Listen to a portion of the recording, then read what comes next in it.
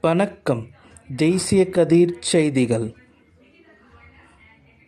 இன்று மாலை ஒசூரில் இருந்து பெங்களூரு செல்லும் எல்லையான அத்திப்பள்ளியில் மிகப்பெரிய போக்குவரத்து நெரிசல் ஏற்பட்டது. பிறகு சிப்காட்டில் இருந்து அத்திப்பள்ளி வரை வாகனங்கள் அவ்வாறே நின்றதால் பெரும் போக்குவரத்து நெரிசல் ஏற்பட்டுள்ளது. பெங்களூரில் இருந்து ஒசூர் அத்திப்பள்ளிக்கு பட்டாசு வாங்க குவிந்த மக்களால் இன்னும் கூட்ட நெரிசலாக காணப்பட்டது.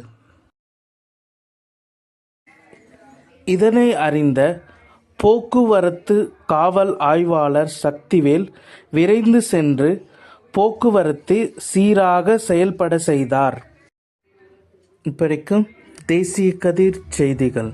வணக்கம்.